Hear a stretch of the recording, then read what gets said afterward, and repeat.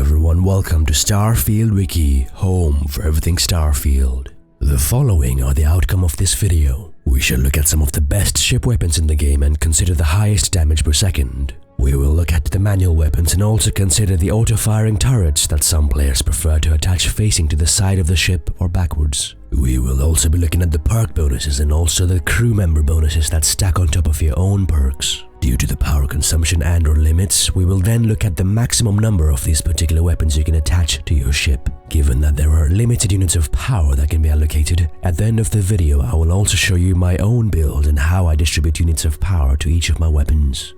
Starting with the basics, a weapon like a missile may have very high damage output, making you assume it's the strongest, looking at just its raw damage per click or shot. But if the reload or recharge time takes very long, your overall damage per second, DPS, can decrease significantly, leaving you vulnerable to enemy attacks mid-reload. As per the current version of the game, many of the lower classed weapons deal less damage, as expected, but have a very rapid fire rate, increasing its DPS and making it even more powerful at times than some of the slower, higher classed weapons. Particle beam weapon systems are still some of the most powerful weapon class, and the list of the highest DPS weapons tend to be mostly particle beam weapons.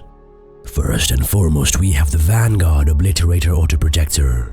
It is a Class A manual weapon system that is purchasable from ship vendors after you join and complete the beginning fee grunt work of the Vanguard faction in New Atlantis. It does not appear to be level locked, nor does it need any perks to unlock, allowing new players to become very strong early on, should they have the credits. With the power output of 2, you can have a maximum of 6 of this weapon on your ship. It does have lower base, hull and shield damage than others in this list, but it has the highest rate of fire in this list of 6.65, boosting its DPS. Here it appears to be classified as a particle beam weapon type, and thus it logically follows that it benefits from the particle beam weapon systems perk, where you can have anywhere from 10% damage boost at rank 1 of the perk, up to 30% damage boost at rank 3 of the perk. However, quite a few of my personal tests and a few videos online testing the DPS math has shown that the Vanguard Obliterator Autoprojector seems to not only benefit from Particle Beam Weapon Systems perk, but also from the Energy Weapon Systems perk with up to 30% increase in damage at rank 3.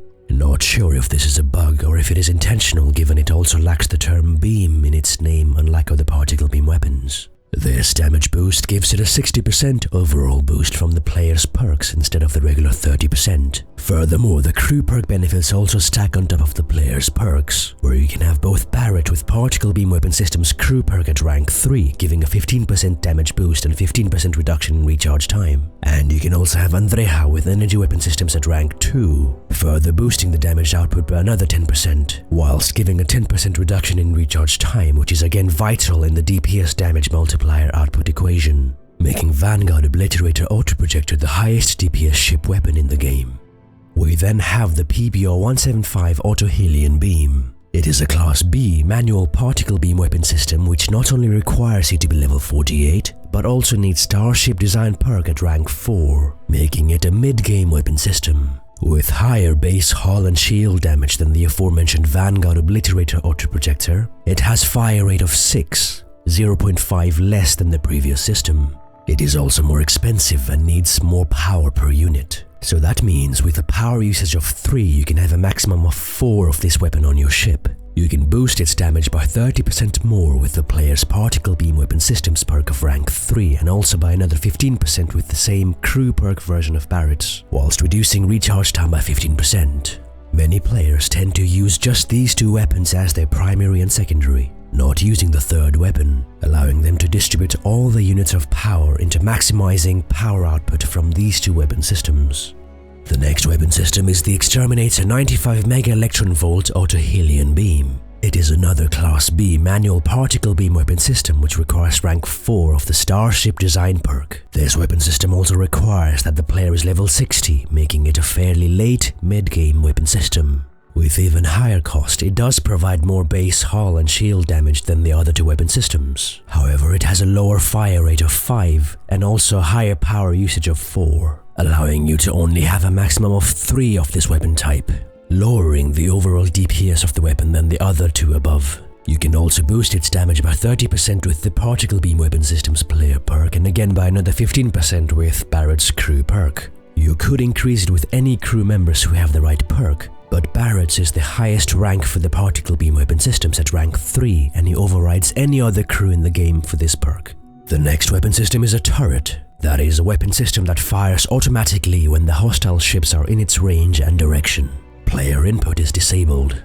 The Obliterator 250 Mega Electron Volt Alpha Turret is a Class C weapon system which unlocks at level 60 and further requires Starship Design perk at rank 4 to purchase. It has very high base hull and shield damage. However, due to its slow fire rate of 1.5, its overall DPS is decreased. With power usage of 4, you can also only have 3 of this weapon attached to your ship. You can again also increase its damage with the same particle beam weapon systems perks as the others. If you cannot wait to reach level 60 or spend too many points in the Starship Design perk, you could also get PBO 300 Auto Alpha Turret, a Class C particle beam weapon system, which does have lower overall base damage than the Obliterator, but it is cheaper, unlocks at level 27, has lower power usage so you can fit 4 of these, has faster rate of fire and only requires Starship Design perk at rank 1.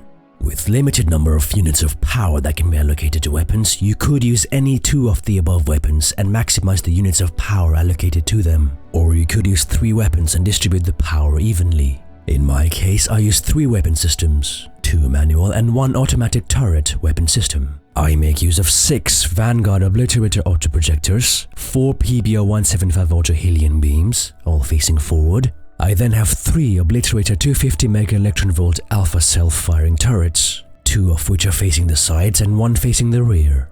The automatic turrets are not a perfect weapon system, but it does help with big slow ships when the enemies are on the side and behind you, since the intention is to destroy the enemies ahead of you before they can reach to the sides or behind you where you could be more vulnerable. I maximize the power output of the 2 primary manual weapons. I then allocate around 3 units of power to the turret, which should be sufficient enough for it to recharge for occasional use, should the enemy survive the barrage of front-facing autoprojectors and Helion beams. That concludes this video. I hope it was useful. Do check out our other videos such as the best ship crew members to maximize the ship's power. Like and subscribe to Starfield Wiki, home for everything Starfield.